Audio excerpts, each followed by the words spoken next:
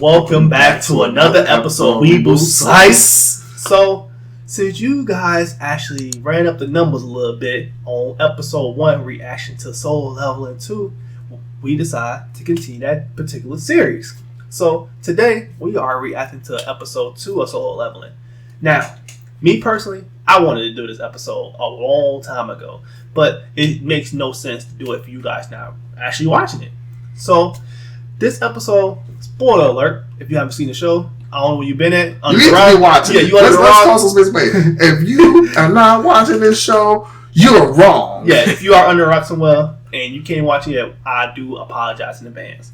But let's get into our synopsis of the episode. So, continue off on the first episode. They go into this room, the door get locked, and certain people within the crew got murdered.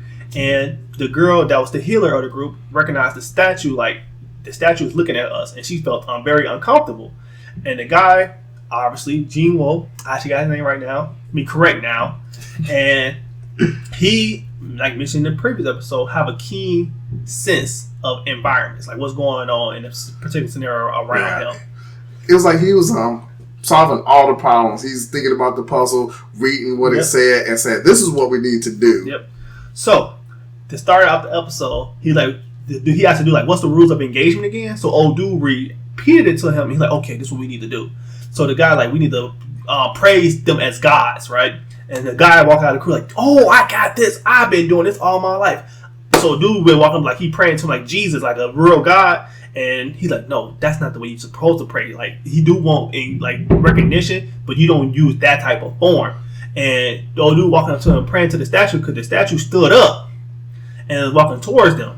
And he squashed him like a bug. He got God. So they're like, what you gotta do? What we gotta do? What we gotta do? So they figure that part out, right?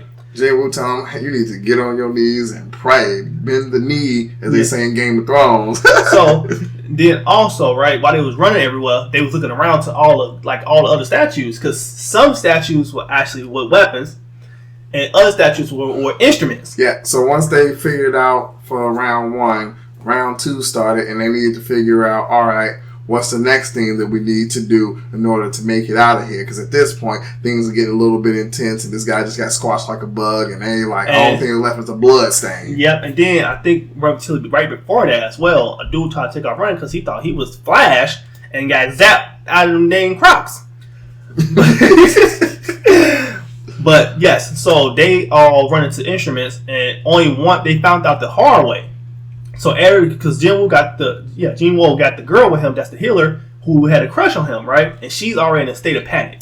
So she don't know what to do. She actually just don't. If it wasn't for him, she would be dead. Oh, 100%. So he pretty much figured out, hey, you guys need to go to the musical instruments. Yep. So he put her on the musical instruments and said, all right, I'll dart to the next one. Yep. Big mistake, my boy.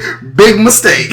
So in the process of dropping her off and running to the next free statue, all the other statues start actually hunting him down. So in that same process, he got a leg chopped off, like as he dies for this statue. I believe it was the singing one. Yeah, so he did make the statue at a cost. So that was the end. Don't lose your leg. So that was the end of stage 2, right? They thought the game was over because the door actually opened up, and some people like, hey, can we leave? No, my mistake. The lights around the middle of the ring lit up first. Yeah. So they're like, okay, what's going to happen? They're like, since you the leader, not the protagonist, it was the main person that was the leader of them that said, hey, we should go into this room to get more money. He was the person who actually brought up the idea. They was like, well, since you brought up the idea, you need to go to the goddamn middle and see what happened first. So the main leader gets to the middle, and guess what happens? Nothing. Nope. So everybody like, okay, it's safe. So everybody follows him, and Gene Wool actually, like I mentioned, he one-leg captain right now.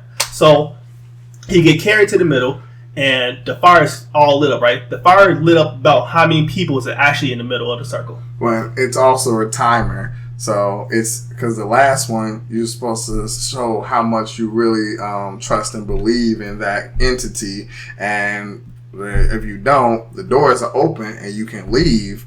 And so, but the trick is, as people leave, the doors close in a little bit, and the timer goes down a little bit more. Well, you kind of right, But at the same time, the thing is, it's like your facial fear against the god, right? So all this stuff that had transpired prior, they had to stare down these statues walking up to him, right? Just walking up to him the whole time. So these people are terrified of what they just saw. Yeah, so, because you have to look directly at them, and if you take your eyes off of them, then they'll come. But the problem is, the more people that leave because they're in a state of panic, the more statues can't get eyes on all statues, so they're going to start to come anyway. Yep, and that's what happened. So the first person ran out like, I'm out of here. No key, I think I would have been out of it. but that's besides the point. So that's how you are? For people I don't know, yes. I don't know. Yes, I'm out of there. If you a random stranger and we in a party and I don't mess you like that, you gotta go before I go. Oh my goodness, savage! The savagery. You want to do it? I probably would have stayed. Okay, I would have stayed. If you say so. Okay, Mr. Army Man. But they start taking off like one by one. So there's only 3 people left: the healer, the girl that like him, our main protagonist, and the captain of the whole crew. The captain of the crew, like, I got a family as well. I don't want to die. They all saying the same thing. They don't want to die. So he was like, you kick the girl and y'all go. And GM Woe was like, I only got one leg, bro. I can't take her because she's already in sick of panic. We're not even going to reach the door. Because and she can't even walk. Yeah. We not even going to reach the door. We all going to die then. So he's like, how about this? You two, you take her and y'all both escape. I'll just sit here and I'll just die by myself. And once everybody left, he started having some kind of buyer's remorse. He's like, I don't want to die. I have a mom. I have a sister. I don't want to die either. So this one got good. So the statues all attacked him at the same time. I mean, Attack on Titan size statues. So they destroyed them. So he was trying to fight out those statues as best as he can with his little dagger.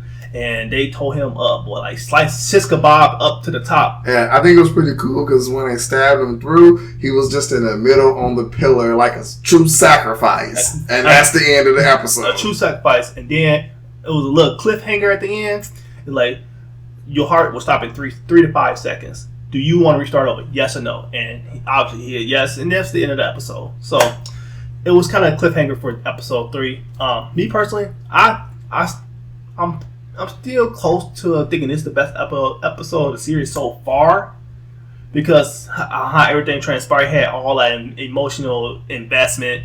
What happened to the protagonist, and they showed the background, what's going to happen to him and stuff like that. So, I think it's that build up, and it gets you interested in that next episode, and you're just like, okay, I'm waiting on next week now because I need to see what's about to transpire. Yes, it got you highly invested into next week. Oh, so definitely. I think I'm not saying the show was an A, but this episode was an A for me.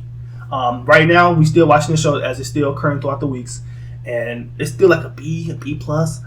We getting close to it actually heating up a little bit based on especially what he said too, because he was a manga reader. But I don't have anything else to add because that was relatively the end of the episode. Yeah, that was the end of the episode. I'm going to give it a B. I'm still not really sold on the animated version just as of yet, but the episodes are progressively getting bigger. But we'll check it out and we'll keep you guys posted. If you guys like this episode, let us know down in the comment. That way we can continue it. I'll just know that you got on the Naruto, I got on the Katsuki. You know what time it is out here. You know what time it is. Let us know in the comments which one y'all like, Naruto or Katsuki. Make sure you subscribe to the channel. And as always, we are Weeboo Slice, and we are out.